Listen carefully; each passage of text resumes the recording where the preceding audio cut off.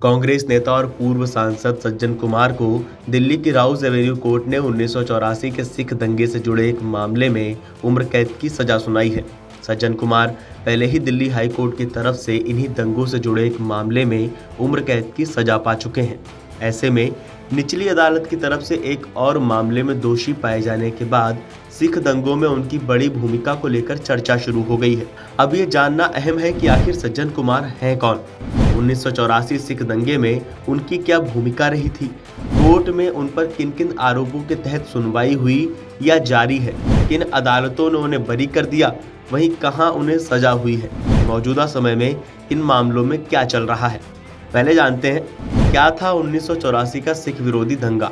1984 में भारत की तत्कालीन प्रधानमंत्री इंदिरा गांधी की हत्या के बाद देश भर में सिख विरोधी दंगे भड़क गए थे। जून 1984 स्वर्ण मंदिर पर कब्जा करने वाले आतंकी जरनैल सिंह भिंडरावाले को भारतीय सेना ने ऑपरेशन ब्लू स्टार के तहत मार गिराया था। भिंडरावाले के साथ उसके कई साथी भी मारे गए थे। इस अभियान को मंजूरी देने वाली पीएम इंदिरा गांधी ही थी। सिखों के सबसे बड़े धर्म स्थल स्वर्ण मंदिर में हमले को लेकर कई लोगों की भावनाएं आहत हुई थी। 31 अक्टूबर 1984 ऑपरेशन ब्लू स्टार के बाद प्रधानमंत्री इंदिरा गांधी की उनके 2 सिख अंगरक्षकों ने गोली मारकर हत्या कर दी थी। इस घटना के बाद देश भर में सिख विरोधी दंगे भड़क गए थे। माना जाता है कि इन दंगों में 3000 से लेकर 5000 लोगों तक की जान चली गई थी। अकेले दिल्ली में करीब 2000 से ज्यादा लोग मारे गए थे।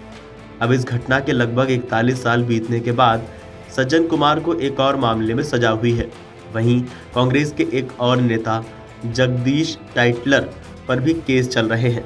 इसके अलावा कांग्रेस नेता HKL भगत और कमलनाथ भी सिख दंगे से जुड़े मामलों में आरोपी रह चुके हैं। अब बात करते हैं सिख दंगों में सज्जन कुमार की क्या भूमिका रही थी। सज्जन कुमार का नाम दिल्ली में सिखों के खिलाफ दंगों को भड़काने में आता है।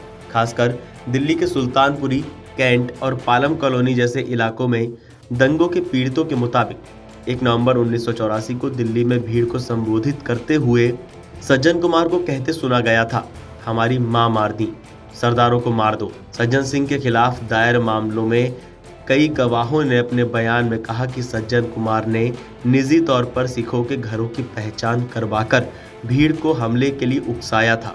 आरोप ये भी थे कि सज्जन कुमार के समर्थकों ने दिल्ली में वोटर लिस्ट के जरिए सिखों के घर और बिजनेस की पहचान की, उनमें तोड़फोड़ की या आग लगा दी। कई सिखों को उनके घरों से निकालकर मारा गया। किन खास घटनाओं से जुड़ा है सज्जन कुमार का नाम। सज्जन कुमार का नाम 31 अक्टूबर 1984 को हुए दंगे में आता है। इस दौरान उन्होंने दिल्ली कैंट क्षेत्र में भीड़ को उकसाया था। इस भीड़ ने कई घरों में आगजनी की घटना को अंजाम दिया। सज्जन कुमार के उकसावे के बाद दिल्ली कैंट के राजनगर इलाके में भीड़ ने 5 सिखों केहर सिंह, गुरप्रीत सिंह, रघुवेंद्र सिंह, नरेंद्र पाल सिंह और कुलदीप सिंह की हत्या कर दी थी। People's Union for Democratic Rights और People's Union for Civil Liberties की तथ्य खोजने वाली टीमों ने अपनी रिपोर्ट में बताया था कि दिल्ली के सुल्तानपुरी इलाके में जो दंगे हुए थे उनमें अधिकतर सिख पीड़ितों ने कांग्रेस सांसद पर भीड़ को भड़काने का आरोप लगाया था। कई लोगों ने बाद में इस सांसद की पहचान सज्जन कुमार के तौर पर की। कैसे कार्रवाई हुई, दोषी किस किस मामलों में सज्जन कुमार को पाया गया।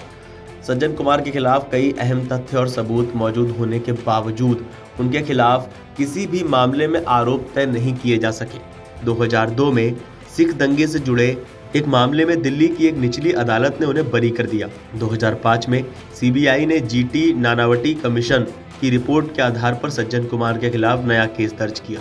2010 में इस मामले पर दिल्ली की कड़कड़डुमा अदालत में सुनवाई हुई।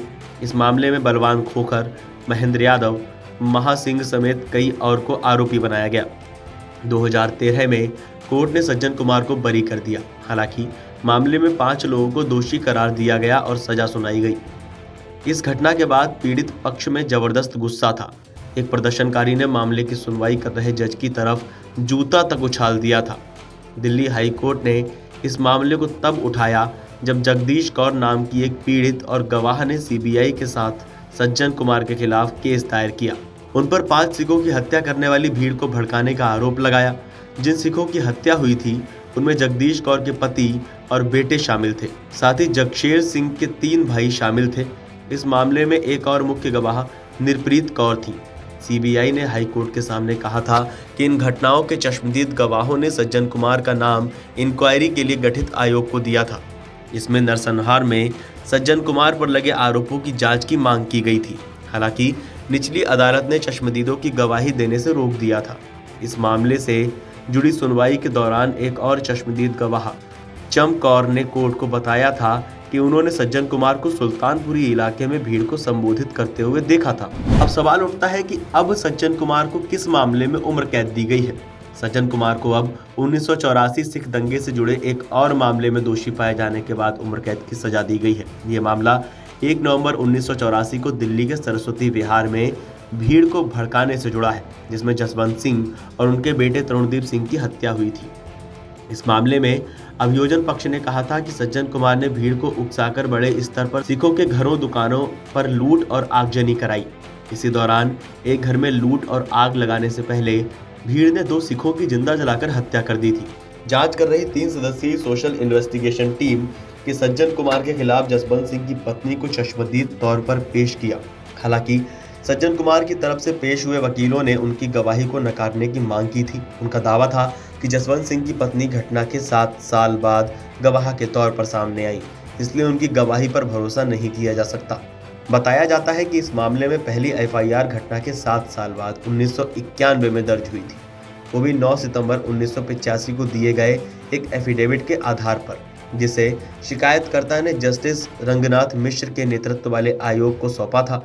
2014 में मोदी सरकार की तरफ से गठित एसआईटी ने 1984 के सिख दंगों से जुड़े मामलों की जांच तेज और पुराने मामलों को खंगालना शुरू किया था। इस पूरे प्रकरण पर आपका क्या कहना है? आपको क्या लगता है? हमें कमेंट करके बताइए और देखते रहिए अमर उजाला। अगर आप ये वीडियो YouTube पर देख रहे हैं तो हमारे चैनल को सब्सक्राइब कर बेल आइकन दबाएं और Facebook पर देख रहे हैं तो हमारे पेज को लाइक करें। 8 मिलियन प्लस सब्सक्राइबर, आपके इस भरोसे के लिए बहुत धन्यवाद।